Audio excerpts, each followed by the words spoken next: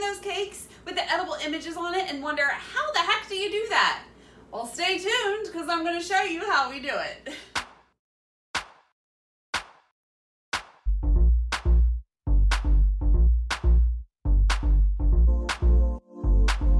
Hi, it's Carolyn. In this video, like I said before, I am going to show you the process of printing out an edible image and putting it on a cake.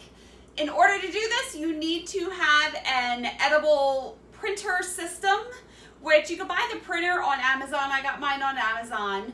And you also need the icing sheets and the edible ink, which I can link all that below. I got that on Icing Images.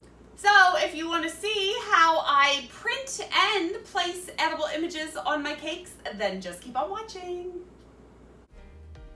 Okay, to start, I have, this is my edible printer, and it is a Canon MX922. So what I did, I got this on Amazon, and I never put any regular ink in it. All I have ever put in it is edible ink. You don't want a printer that has used regular ink. It all has to be edible. So I went to Icing Images website, and I got these. I entered in my printer code, and then I got these edible ink cartridges, which come in a pack like this. It has the blue, red, yellow, and black, and then you install them in the printer. And I also got these refills because you can use each cartridge about for 3 refills, I believe, before it starts to go bad and you have to get another one, just because the sponge can dry up. And also, I got this edible paper, edible sheets of paper. And they come in a pack of 24, 8.5 by 11. So those are the things that you are going to need to be able to print out your edible image. So now I'm going to put the paper in the printer. So I pull out the bottom tray. You want to put the paper in so the back is on top because it pulls through that way. So I just put it in here so it's flat, and just close the tray. And then I am going to print the picture that I want. So now I'm over here on my computer. I have a PC, I don't have a Mac, whatever. But what I did was I measured the side of my cake, the height that I want these 2 logos to be, and I wanted them to be 3.5 inches. So over here, there's a ruler, and I made sure that they both are 3.5 inches tall. So I have this here. I'm going to print to the Canon printer.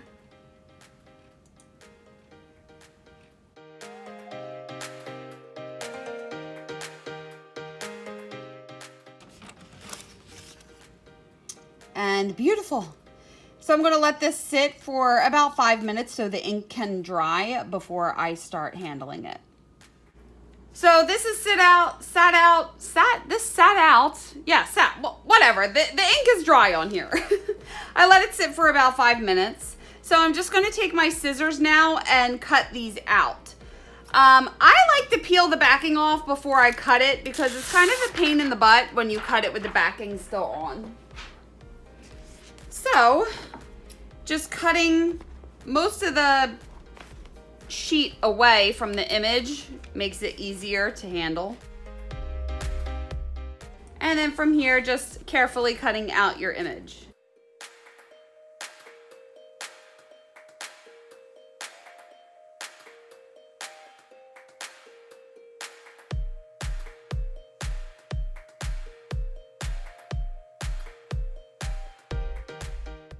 Okay, now that these are cut out, I like to put these on fondant before I put them on the cake. I don't like to just throw them on there. I don't know why. I just feel like it's a little more sturdy if it has a piece of fondant behind it. Like it's not just gonna rip apart. So what I did, I rolled out fondant. This is really thin. It's like, is that 1/8 of an inch? Is it a 1/16? I don't know. It's really thin, okay? So like always, I rolled the fondant out with some Tylose powder. The Tylose powder allows the fondant to dry hard, kind of like gum paste. So I rolled this out and I let it sit out for about 15 to 20 minutes to stiffen before I apply these to the fondant. I'm going to use piping gel and put a little bit on a paintbrush and put it on the back of the image and press that onto the fondant. I prefer to use piping gel rather than water. I just feel like the piping gel doesn't melt the icing sheet, and it doesn't make the colors bleed or anything. If you use water and you use too much, it can distort the sheet. So flipping this over, taking a little bit of piping gel, and you want to make it sticky, but you don't want to use too much of it. You know, so I like to start around the edges and make sure, I'm going to go onto the board here with the piping gel. Make sure you get the edges all the way, because the edges is the most important part that's going to stick down to the fondant. You don't want the edges to lift.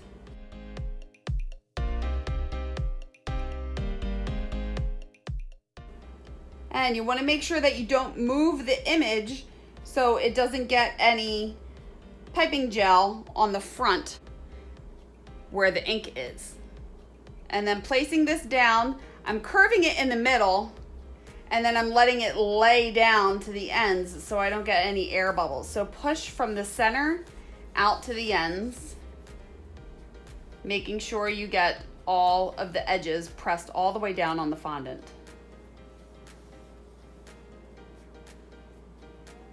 Okay, I have a wet paper towel here. Gonna wipe any piping gel off of my fingers, wipe the board clean. And now for this one, I'm gonna make sure it's on a dry section of the board and repeat the process.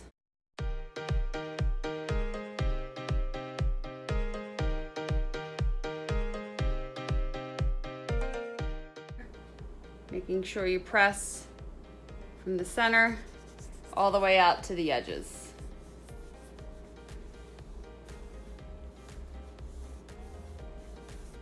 And just let that sit for about 2 minutes, and then I will cut it out.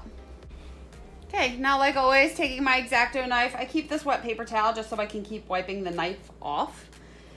And cutting this out. Making sure you don't cut onto the image. So I'm just basically cutting exactly around the edge. I'm going to try to do this so my big head doesn't get in the way.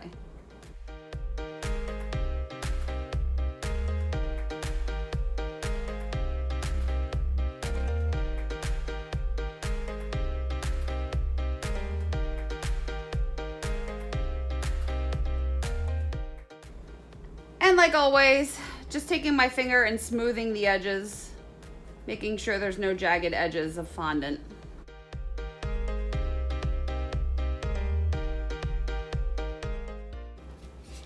Now I'm not ready to put these on the cake yet, so I'm gonna put these on a 6-inch and an 8-inch cake. So I have a 6-inch dummy that I'm going to put this on top so it can take the shape as it dries.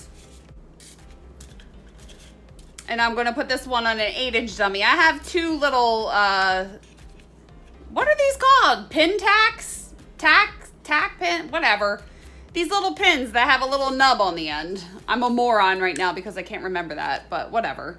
So I put them on the bottom so that way it's not going to roll. And then just stick this on top of it.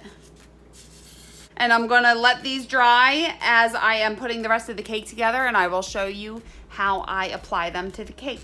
Okay, now to put these on the cake, I'm going to basically do the same thing. Take the piping gel and the paintbrush and put that on the back of the fondant that's on the back of the image and stick that to the cake. So this is the very front of my cake. I have it marked down here on the board with a little marker so I know what the very front is. And just flip this over and paint a little bit of the piping gel. Not too much, you just want it to be able to stick. And make sure, again, that you go all the way to the edges so the edges don't curl up. Find the center of the cake. Sorry if my head's in the way.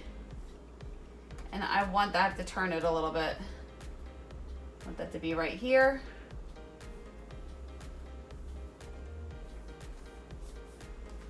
Good. And repeat the process for the other one.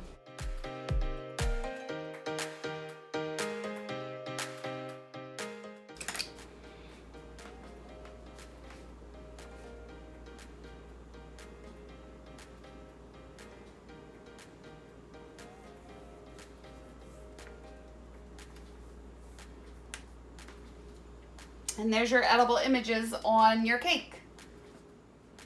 So here you go. Here are your edible images all cut out and placed on your cake perfectly. I'm going to set this aside.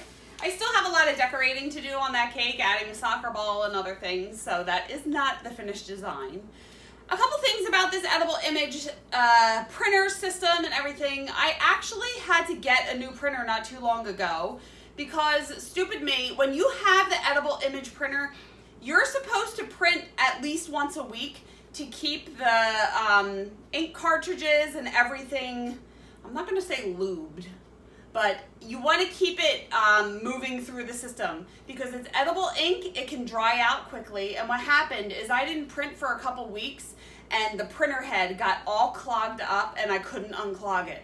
And of course I couldn't find a printer head anywhere that wasn't used, so I had to buy a new printer. So if you're going to invest in this system, you want to make sure that you are religious about printing once a week, just something that's colorful, something that uses all the colors that keeps the ink moving through the machine. Now, I do know that those cartridges, I did say before, they last for 3 refills. So, I can't remember exactly how much the cartridges were or the ink was, but I will link Icing Images website below and you can go and see how much it will cost you. I do love the edible images because it gives a cheaper option to get some images on your cake. If I made these out of fondant, it would take a lot longer and would be a little more expensive. And some people like the look of the edible images and the fact that it keeps the cost down. Also, you need to make sure if you're cutting out the images ahead of time that you want to keep them airtight because the icing sheets can dry when exposed to air. So if you cut them out, get I usually wrap it in plastic wrap and then stick it in a Ziploc bag. I never print these more than a day in advance of when I'm going to use them. So I might print them the night before, wrap it up, and then when I'm ready to cut them out, I'll take them out and put them right on the cake. Once they are on the fondant and they're drying, then it's okay. But you don't want them to dry flat and then you have to curve them to the cake and then they can crack.